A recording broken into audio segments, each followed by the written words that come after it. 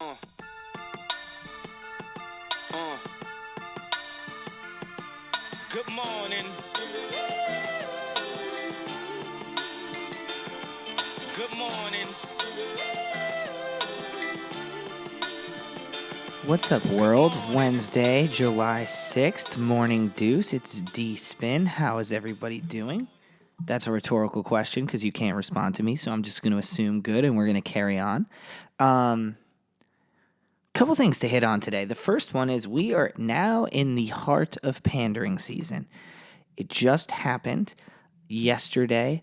President Obama did his first campaign stop with Hillary Clinton, and I was watching it at work and while I was doing other things, and all of a sudden I hear as the speech goes on, he's progressively getting more and more and more of a Southern accent, which is pretty amazing for a man from Hawaii who lives in Chicago. But Hillary does the same thing. They all do. There's really awesome video of her kind of throwing her old school Arkansas Southern accent into place when it makes sense. And I call that pandering. And someone asked me, well, isn't it assimilation? And I was like, no, assimilation is trying to fit into a culture. Pandering is simply trying to get by for the sake of a couple moments and then not really changing anything about yourself, simply fronting it. And that is what is happening. But, I mean, he is one of the best orators of all time. He gives an incredible speech. He's absolutely captivating. He can move a crowd like few people I've ever seen or heard of. And honestly, he's probably the best thing could happen to Hillary Clinton because she is not likable. The polls have said it and shown it. She's not a likable person. She doesn't have the charisma to captivate a room quite the way that he does. I mean, I would argue probably not very much at all, but what do I know? I'm just talking on a podcast in a garage right now. But I find that when she is on, I do not listen. And yet, after 8 years, I am still listening to President Obama because of how he can work a room when he's in his zone. And he is absolutely in his zone. He is a fish in water when he is doing a campaign speech. It is him in his natural habitat. And the best thing for Hillary was she got to walk up to a podium that said official seal of the President of the United States, speak behind it so that you could get the mental image of that, and then stand while he took that podium and so charismatically delivered this pretty well performed speech, and she was able to sit behind it and sort of associate with that charisma. That is something that's definitely lacking for her and why her approval rating is down. But the pandering is just so gruesome because it makes you realize, this is just about getting people motivated, however, and at whatever and with whatever means necessary. And there's nothing like faking a Southern accent to get a couple more votes. And then shortly afterwards, also in North Carolina, Donald Trump held his speech where the pandering was much the same, although done completely differently. He panders with some unbelievable transitions. He'll say something like, I'm a veteran of business, and by the way, speaking of veterans, we got to take care of our vets. They're doing terribly. And you're just like, how did that transition even happen? Like, it's unbelievable the way that he's able to play to an audience. The bring back jobs thing gets me frustrated because it's one of those things where he says he's employed more people than any of the other Republicans that have been in the race since the beginning, which is true, and that he's going to bring back jobs, which I'm sure is his aim. But then you look at all the clothing lines that he has and the entire clothing outfit that he's standing up there wearing, and not any part of it is made in the United States. Even when he throws his hard hat on, it's made in China. It's just really hard. The pandering is tough because you realize it's such a business, and the economics of running for president are so overwhelming. And you have to be ruthless to win, I guess. You have to be willing to lower your standards. But unfortunately, the conventions have not even happened. They have not even picked vice presidents yet, and full-out pandering mode as we head to what will be a general election for the ages, for sure. So be alert. I've talked about the echo chamber before, when someone reports something and it might not be 100% true, or they might just have the surfaced fact levels. And what happens is that gets stripped down and repeated because we only care about being first. And Twitter takes something and makes it 140 characters when you need so much more than that to dig into a story. And next thing you know, you think about something completely different than what is actually the truth of behind a matter. So just be careful. There is so much information out there that it's important to do your due diligence and do your research and dig, because this is going to be an important election to vote in. That's for absolute sure. Moving on, speaking of digging down a layer, I was working on my dating game at the red light Tuesday. And by that, I got getting in what I call my red swipes. And my red swipes are when I hit a long red light and it's traffic time. So I look on Tinder, getting a couple left and right swipes, call my red swipes. Because I do them at red lights. I don't whistle when I do them, but I need to give you the sound effect of my aggressive swiping. Although mostly it's right, so it's just mostly yes. But still. Anyway, so my red swipes. And what's amazing is Tinder has now incorporated ads that are better than the crappy ads they used to have, which were easily discernible and just annoying, frankly. Now they have ads for characters in movies. And so Mike and Dave Need Wedding Dates is coming out, the one with Zac Efron and Adam Devine. And it also has Anna Kendrick and April Ludgate Karate Dwyer. If you follow in Parks and Rec, you know who I'm talking about, but Aubrey Plaza. And Aubrey Plaza has a Tinder profile for her character in the movie where it says Tatiana. And I'm reading for you her bio. It says 100 miles away. And it literally is pictures of her from different scenes in the movie. And it says, likes, free drinks, free vacation, no BS. My sleep number is tequila, and I like boys because they dumb. No, beards, guys who own cats, guys named Trent, Kent, or Brent. May cancel dates if my homegirl Alice needs me. Deal with it. If you like Harry Potter, swipe left. I already don't like you. Can't wait to meet you. That is an actual Tinder profile for her character in the movie, which is brilliant advertising. And then if you swipe right, because, I did and I accepted it, it says there's already built-in messages. I get a message. You swiped right. I respect that. You know what's hashtag respectable AF? That's as F word, F-bomb, for those of you not down with the lingo. Taking your date to Mike and Dave Need Wedding Dates in theaters on July 8th. And then it gives you a link. And this same thing with Anna Kendrick. Her profile. Rihanna is my spirit animal, like for real. Likes friends, my BFF, Tatiana, Jaeger bombs, naps, tattoos. Candlelit dinners are for old people. I'll know what I'm looking for when I find it, so don't try too hard. Just swipe right and let's get to work. What a callback to Rihanna being her spirit animal at the end of her bio.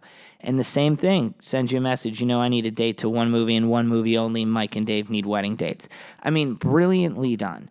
Basically, we took the social aspect of finding a mate, of trying to find someone to procreate with, to create offspring, dating. We put it on our phones so we could do it antisocially, efficiently, in mass production. And then we figured out a way to monetize that with all these apps and advertisements. And then we figured out a way to let the ads infiltrate into us and become humans. And if you've watched the most recent season of South Park, the entire season was about how the ads are coming alive and you can't tell the difference between an ad and a person anymore. The ads are becoming people. They've taken social justice causes and made them ads, and now you have no idea who's an ad and who's a person and what to believe and what to fight for and what is just trying to get money out of you. Well, that's what that Tinder was. Brilliant, incredible marketing, also absolutely terrifying. That's the end of part one. For part two today, I took a chance and sent in my first ever submission to be a professional voice artist. People have told me a lot in my life. You have such a cool, unique voice and a great personality. You'd be so good voicing over like a kid's cartoon or something like that. And I'm always like, oh yeah. I'd be like, if they ever made a second Finding Nemo, which they did, I'd be like, oh, a crab was underneath the water who's like, hey, kid, go try and find your parents, you loser. Crabbity crab, pinchy pinch, crabbity crab, get out of here, or something like that. But I probably have my more normal voice because it's already a little weird. So maybe I'd be like a sea slug. Is that even a thing? And I'd roll up next to him and be like, yo, you should have stayed in school. You should have stayed in school. I'll help you get there to where I'll help you find him. I can't go very fast. You're swimming too fast. Yeah, so luckily those things never happened. And those were not my voiceover auditions. So you can be thankful of that. But I have always been told I have a unique animated voice. People say when I talk, they feel like it's just to them. They're in the room with me, which I guess is a good asset to have. I don't know. But this brings me roundabout to the Hit Record project, which if you don't know what it is, you should look it up. Joseph Gordon-Levitt, star of such great films as Inception, but also an even better film, a top 5 all-time film, Angels in the Outfield. I'm flapping my arms right now like they're wings. If you've never seen the movie, you had a terrible childhood. If you've seen the movie, you understand what I'm talking about. I look just like the announcers at the end of the film in the broadcast booth, the guy's flapping his wings while he talks in the mic. That's me right now. JGL for life. So anyway, he started this project called Hit Record, which actually had a season on Netflix. But basically, he called it a creative collaborative. And the idea is taking artists from all over the world, linking them together, building an online production site that he runs along with his brother and a team of other people.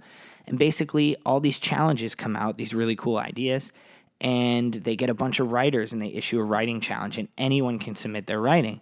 And then if the writing gets picked, they move on to the next stage. They get editing, production, and the level is all top quality. And it's unbelievable, incredible artists contributing. And then at the end, when a full project is made, everyone gets paid out in a revenue share. So essentially, you're crowdsourcing creative talent. And it's cool because it's not really... It's collaborative. I've seen a couple episodes of the Netflix show.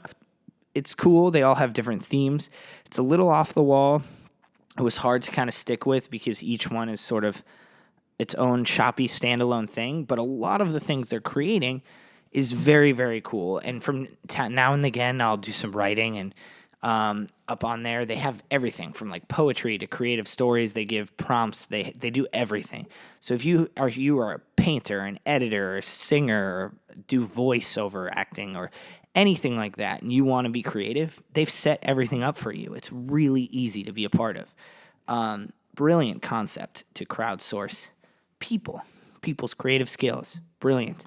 So I was on Twitter at work, and he posted something about a children's TV show that is most of the way done with it's in advanced development. So basically it's at the point where they're defining who all the characters are. And it's called Morning Monsters, and I guess it has some Monsters, Inc. vibe to it, but basically they created all these monsters that are supposed to mess things up in the morning. So there's like monsters who mess up your hair, and monsters who mess with your bed, and monsters who steal things from you so you can't find your socks or your keys or your backpack or your notebook, and monsters who eat food that you were supposed to have, and all sorts of cool kind of creative things where they blame the monsters on all the mischief that happens in the morning that prevents a kid from moving quickly. And it's well done. The artistry appears to be cool. And they were asking for voiceover actors, and they already had everything written out. They were just looking for the narrating for some of the pieces. And they're also looking for writing, more on the scripts of everything that's going on, and the cinematography. So if that's their things that you're into, drawing, sketching, cinematography, all of that stuff, you should think about getting involved. I think Hit Record is a really cool concept. In a short amount of time, I was able to do 2 cool voiceover things. If you've always wanted to make a kind of a small, short movie or do a scene or something like that, you want to practice acting, you want to put stuff together, have fun with your friends, you like to draw, and there's all these opportunities to do something, collaborate, get feedback from people, see what happens. So I took everyone's advice who says that my voice is like an angel. I've been called the songbird of my generation by those that have heard me. And I said, why not take a stab at this? So I did a little voice recording, and I did 2 segments for 2 different monsters. I'm the narrator introducing the monsters, and I'm going to let those be the end of today. So yeah, if you want to be creative, there's an outlet for you.